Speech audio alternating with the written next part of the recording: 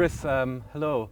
You're about to play this DJ stream for us here today, and I was wondering, how do you prepare for something like this, and how different is it to when you prepare for a club gig, for example? Yeah, well, by now you have different kinds of DJ gigs, which we've learned over the past year. You have DJ streams now too, which are very similar to radio gigs, I would almost say as well, because I've done a lot of radio too. So in radios you were more... Or putting a mix CD together. You're putting a mix CD together because obviously you have no audience. When it comes to club gigs or festival gigs in that way, I've never was a person who was preparing playlists beforehand.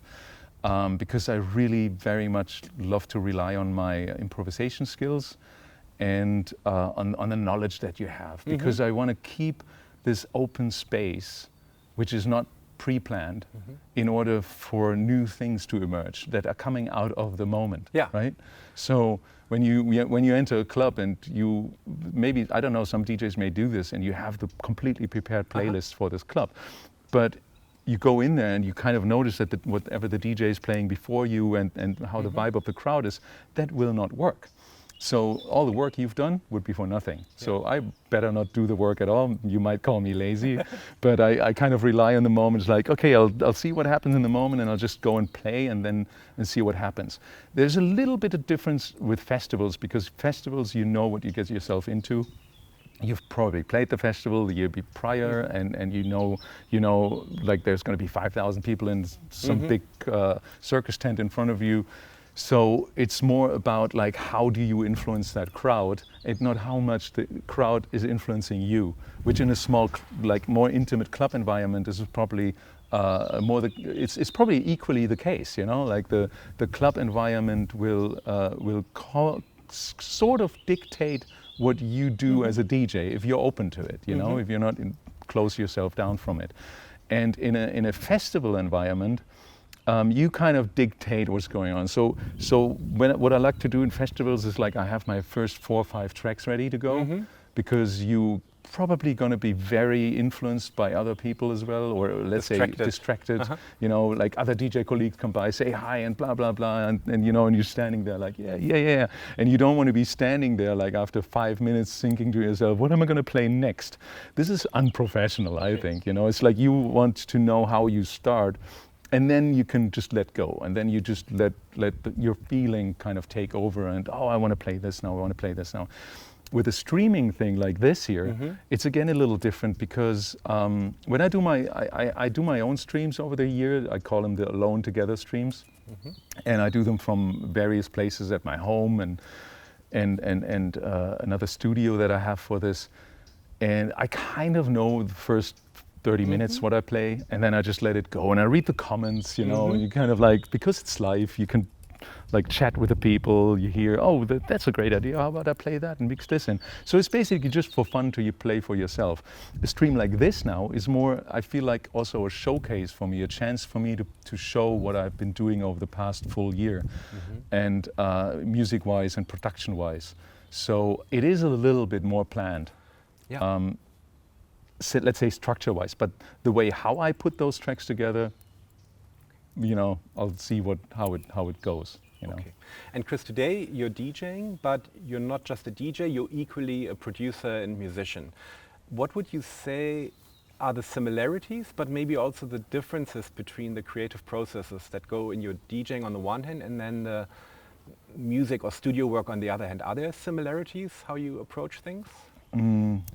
There's a certain similarity that I've really learned more and more to rely on the moment, you know, to not think too much what you want to do, or not to have a fully set idea in your head when you go into whatever it is in the studio or to your DJ gig, to really leave room for anything that can happen. I mean, it could go bad and you just come up with nothing, but then this is what it is. But when it comes to DJ gigs, obviously you need to rely on your experience and your routine and your knowledge that you have, and you just like, okay, this is my confidence, I can do this, and then you go into this. And I find this especially great with techno and electronic music that we live through, that you can do this for 30 years and you you actually build up more and more experience and knowledge, which gives you more confidence to do what you really want to do and really breaks more limits. It's amazing, I think. Is it in a way maybe even the opposite, that as a DJ it really helps to have this experience and that you know the situation and can read the audience,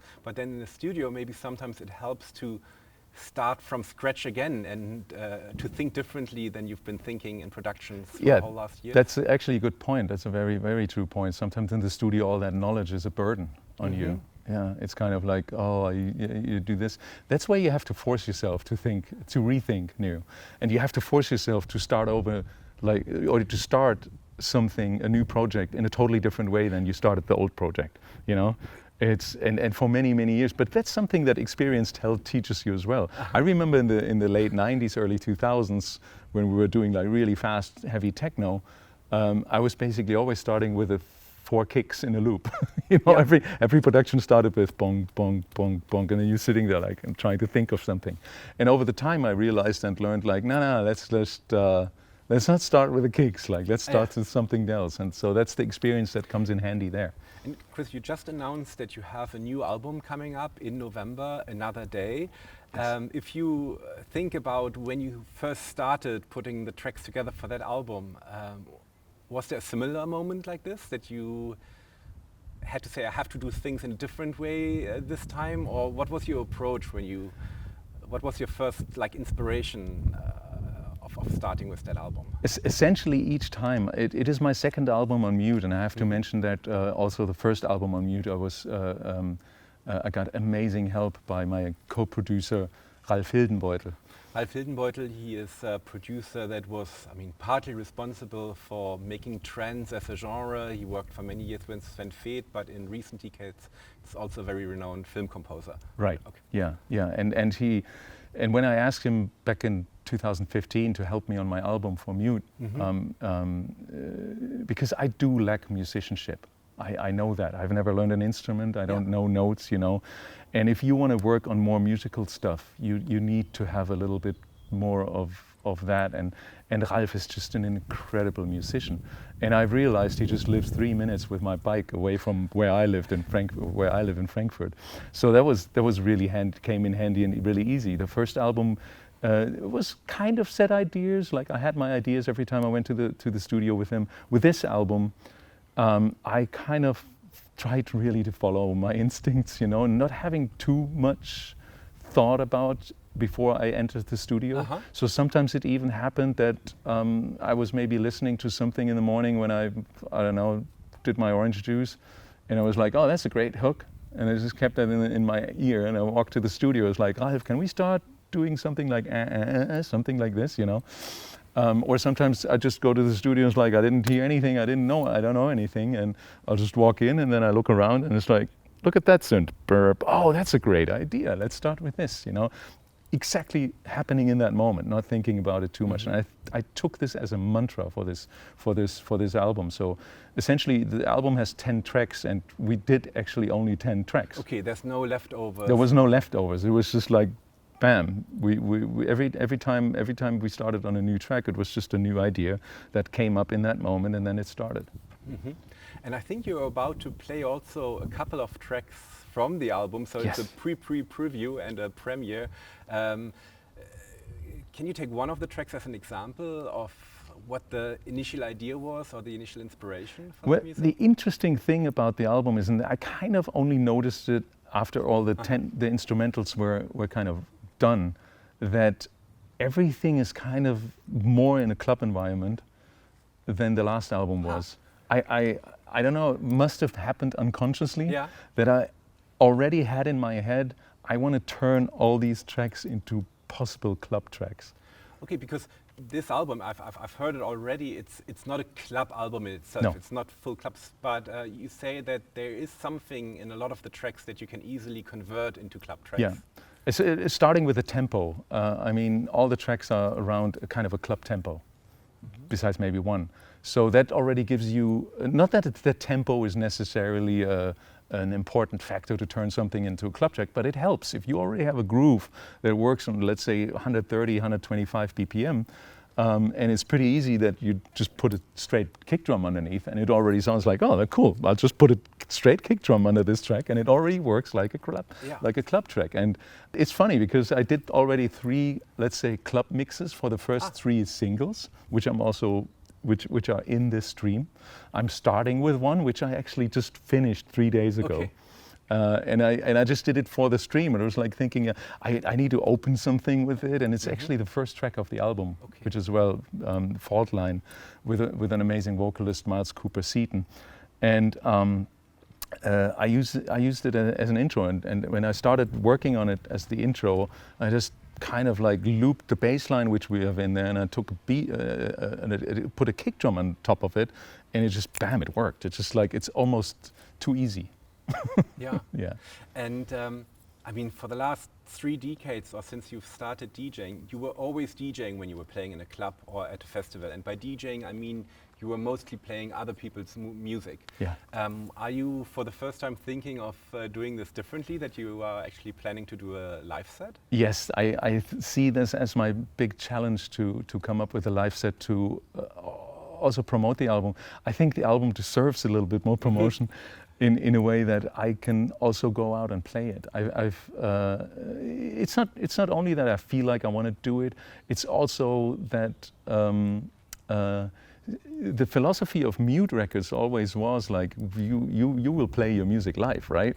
Like that's the point. It's like you want to play your music live. And me as a DJ, I was like, with the first album on mute with Burn Slow, I just kind of like, it was more a listening album. It's like you should lean back and just listen to the album. It's not necessarily meant to be played in a club, although there was like one, let's say, club track on there.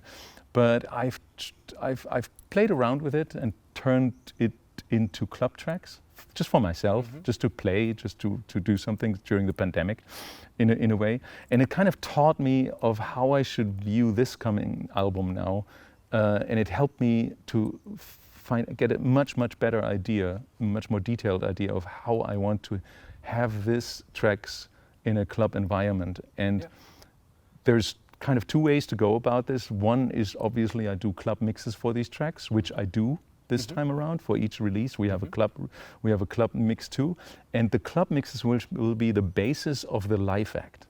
So the live act will be more improvisation again. So because I want to kind of be able to improvise. And make it a little bit different. So my kind of goal is that people who maybe have listened to the album and have no idea what I DJ come to the event and they're like, I have never been to a techno party before, but it's okay. I hear enough of the album that makes me happy. There's a lot of things that I recognize, and people who know me, which probably is the 99% majority, know me from my techno gigs or DJ gigs. They will not be thrown off by like, what's going on? Why is he playing songs or something? So just finding the right balance of both things, and that is my goal, to present that in a live environment. Chris, thank you so much. I'm looking forward to the set now, and then I'm also looking forward when we can finally hear this in clubs again once they reopen. Oh, me too. Okay. Heiko, thank you very much.